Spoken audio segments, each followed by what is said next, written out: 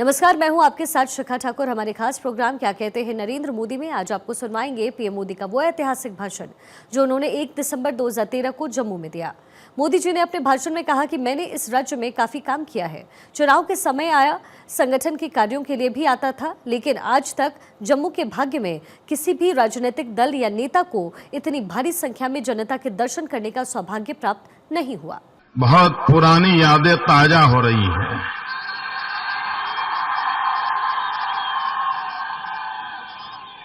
वर्षों तक मुझे जम्मू कश्मीर में संगठन का काम करने का सौभाग्य मिला था। यहां के सभी जिलों में, सभी तहसील में जाने का मुझे सौभाग्य मिला था। यहां सैकड़ों पुराने परिवार बैठे होंगे, कभी किसी के घर चाय, कभी किसी के घर भोजन करने का मुझे सौभाग्य मिला था।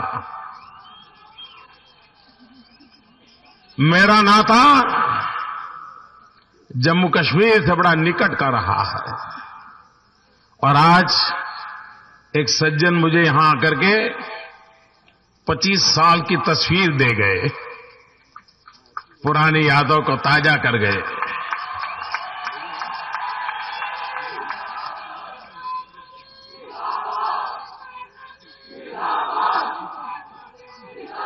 और मैं विशेष रूप से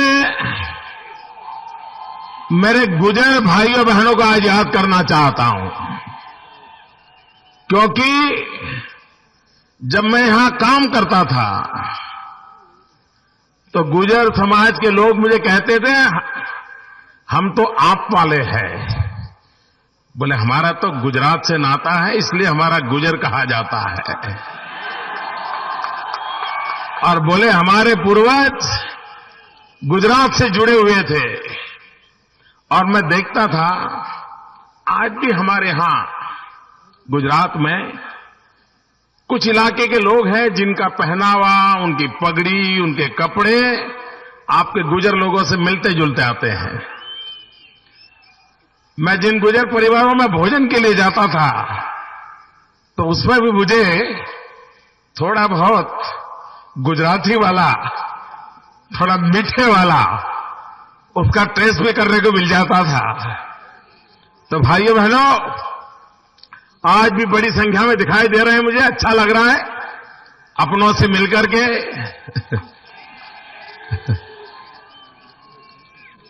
भाइयों बहनों, आज जब हम इस ऐतिहासिक रैली का, भाइयों बहनों, काम मैंने भी यहां किया है। चुनाव के समय भी आया हूं, संगठन के लिए भी खपता था। जम्मू कश्मीर के भाग्य में किसी भी राजनीतिक दल को, किसी भी राजनीतिक नेता को ये दृश्य के दर्शन करने का सौभाग्य नहीं मिला।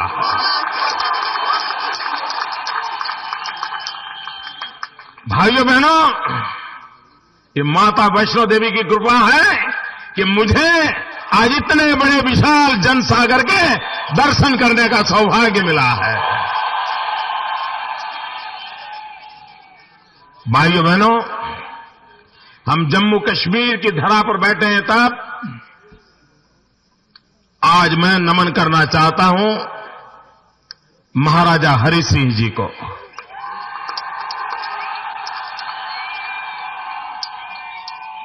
आजादी के बाद अगर महाराजा हरि सिंह जी जम्मू कश्मीर की निर्णय प्रक्रिया की मुख्य धारा में होते तो आज जम्मू कश्मीर की यह हालत न होती। भाइयों बहनों, वे एक दीर्घदृष्टा थे। उन्होंने एक राजवी से ज्यादा समाज सुधारक का काम किया था। कन्या शिक्षा के लिए उनके कानून बहुत कड़े रहते थे। कन्या शिक्षा के लिए वो बड़े आग्रही थे।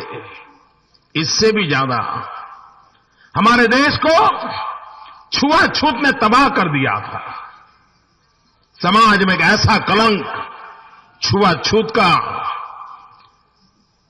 महाराजा हरि सिंह थे जिन्होंने मंदिरों में दलितों के स्वागत का अभियान चलाया था, समाज की एकता का अभियान चलाया था। ये काम, लेकिन ये सारी इतिहास की बातें राजनीतिक स्वार्थ के कारण भुला दी जाती है। भाइयों बहनों, जम्मू कश्मीर की धरती पर आए श्यामा प्रसाद मुखर्जी का नाम लेते ही हमारी रगों में चेतना आ जाती है, हमारी आंखों में सपने दिखने लग जाते हैं। और मैं आज देश के विद्वानों को, देश के राजनीतिक पंडितों को, समाज शास्त्रियों को आह्वान करता हूं कि आजादी के इतने साल बीत चुके हैं, निष्पक्षता से इस देश में अभ्यास होने की जरूरत है, चर्चा होने की जरूरत है, शोध निबंध लिखने की जरूरत है कि जहां तक जम्मू कश्मीर का सवाल है, क्या पंडित नेहरू की सोच सही थी कि डॉक्टर श्यामा प्रसाद मुखर्जी की सोच सही थी? 60 साल के इतिहास को अगर हम खुरेद के देखें तो ये साफ नजर आता है कि डॉक्टर श्यामा प्रसाद मुखर्जी की जम्मू कश्मीर के संबंध में जो सोच थी, आज इतिहास की कठोर सच्चाई बनी है कि वो रास्ता सही था, लेकिन पंडित नेहरू जी ने श्यामा प्रसाद मुखर्जी की बात को नजरअंदाज किया। भाइयों बहनों, जम्मू कश्मीर की धरती पर आज भी हमें प्रेरणा देने वाला नाम पंडित प्रेमनाथ डोगरा जी। पंडित प्रेमनाथ डोगरा जी ने प्रजा परिषद के माध्यम से जीवन भर वो जूझते रहे, संघर्ष करते रहे। हर पीढ़ी के लोगों को, 3-3 पीढ़ी को प्रेरणा देने का काम पंडित प्रेमनाथ डोगरा जी ने किया था। भाइयों बहनों, हमारे देश का गौरव, परमवीर चक्र प्राप्त करने वाले ब्रिगेडियर राजेंद्र सिंह, उनका नाम लेते ही हमारा सीना तन जाता है, गर्व होता है।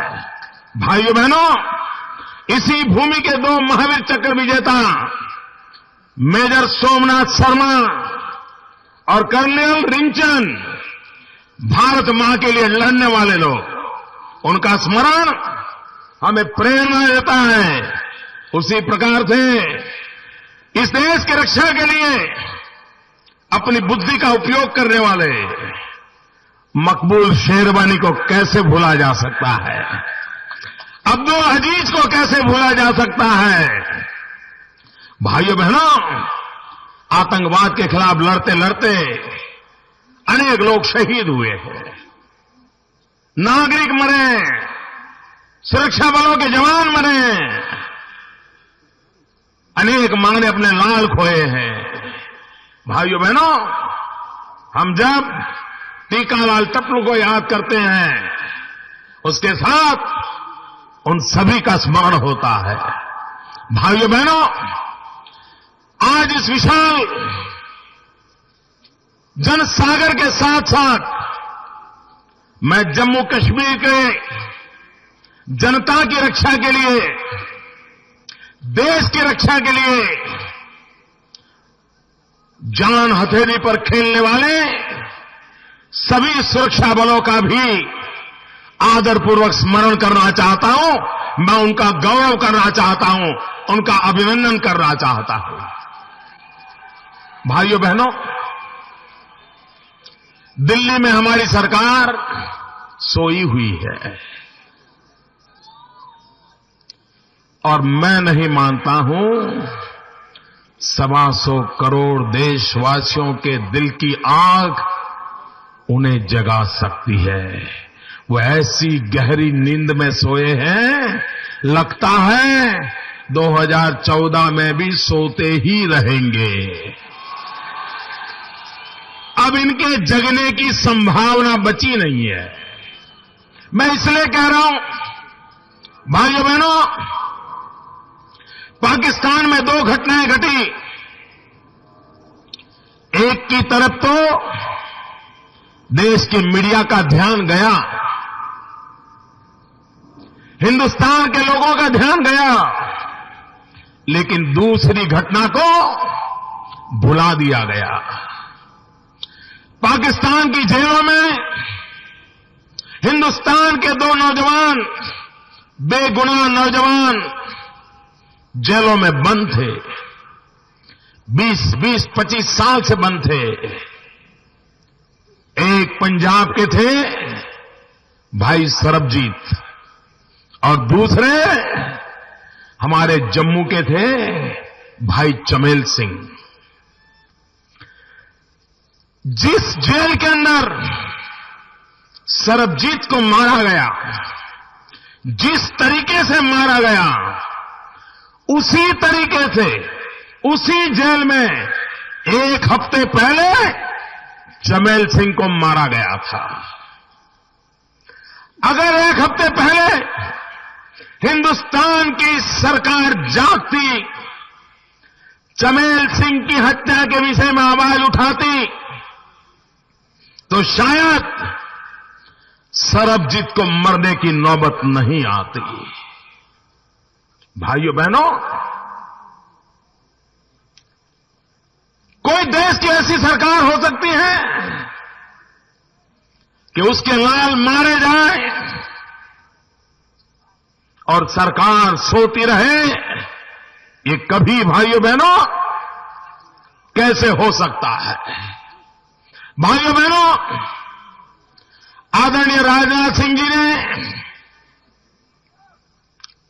अनेक नीति विषयक बाबतों में आपके सम्मुख सारे विषय रखे हैं। भाइयों बहनों, ऐसा लगता है कि हमारे देश में अगर पापों से बचना है, कुकर्मों से बचना है, जिम्मेवारियों से बचना है, जवाबदेही से बचना है, तो एक ऐसी जड़ी बूटी कुछ लोगों ने खोज ली है कि उसके सहारे वो बच जाते हैं, बचने का रास्ता खोज लेते हैं, और वो है सेक्युलरिज्म।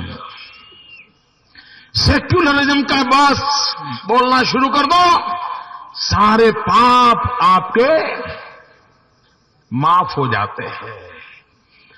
जम्मू कश्मीर में इसके साथ साथ एक और चीज का उपयोग होता है, वो होता है धारा 370 का। भाइयों बहनों, संविधान के तहत राजनीतिक पटल पर धारा 300 रहे न रहे, उसकी डिबेट चलती है, चलती रहेगी।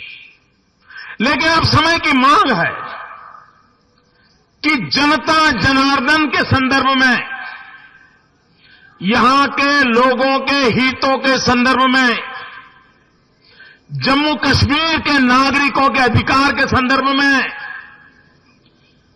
कम से कम जम्मू कश्मीर में और पूरे हिंदुस्तान में क्या धारा 370 से यहां के सामान्य मानवी का भला हुआ है या नहीं हुआ है, इसकी चर्चा तो कम से कम करो।